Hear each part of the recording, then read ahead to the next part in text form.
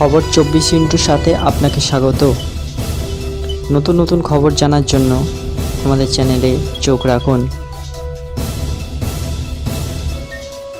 নমস্কার দর্শক বন্ধুরা, স্বাগত আমাদের এই চ্যানেলে। আরজি করে প্রাক্তন অধ্যক্ষ সন্দীপ ঘোষ গ্রেফতার হয়েছেন সোমবার। আরজি করে কেন্দ্রিক আর্থিতি দুর্নীতি মামলায় গ্রেফতার হয়েছেন সন্দীপ। রাতভর নিজাম প্যালেসেই কাটল সন্দীপ ঘোষের। সূত্রের খবর, দফায় দফায় জেরা করা হয়েছে তাকে। সূত্রের দাবি, যৌনরোষের আশঙ্কায় নিজাম প্যালেসেই মেডিকেল টিম আনিয়ে সোমবার রাতে স্বাস্থ্য পরীক্ষা হয় সন্দীপের। আজ আলিপুরে বিশেষ সিবিআই আদালতে পেশ করা হবে আরজি করে প্রাক্তন অধ্যক্ষকে। সূত্রের খবর, সিবিআই এদিন সন্দীপ ঘোষকে আদালতে তুলে 14 দিনের জন্য হেফাজতে চাইতে পারে। শুধু সন্দীপই নন, তার সঙ্গে গ্রেফতার হওয়া আফসার আলী, সুমন হাজরা এবং বিপ্লব সিংহকেও এই দিন আদালতে তোলা হবে। আফসার সন্দীপের নিরাপত্তারক্ষী, সুমন এবং বিপ্লব ভেন্ডার। আরজি কর হাসপাতালে চিকিৎসা সামগ্রী সরবরাহের দায়িত্বে ছিল যেসব সংস্থা, তারই দুই কর্তা।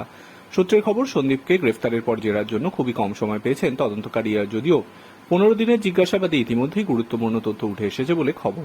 বিশেষ করে সেদিন সিবিআই সন্দীপের বাড়িতে হানা দিয়েছিল, বোঁচকা বেঁধে নথি নিয়ে এসেছিল। সেই সব নথির আড়ালে বড় কোনো রহস্য লুকিয়ে কিনা তা নিয়েও প্রশ্নের অবকাশ আছে। মূলত সিবিআই খোঁজ নিচ্ছে একজন মেডিকেল কলেজের অধ্যক্ষ হিসেবে সন্দীপ ঘোষের দায়িত্বে কি কি ছিল, কোন কোন দায়িত্ব সামলাতেন তিনি, হাসপাতালে কোন টেন্ডারের ক্ষেত্রে অধ্যক্ষের ভূমিকা কি ছিল, কোন সংস্থা দায়িত্ব পাবে তার সর্বোচ্চ সিদ্ধান্ত কে নিতেন, টেন্ডারের নিয়ম কি, টেন্ডার কমিটিতে কারা থাকতেন, সবই জানতে চায় সিবিআই।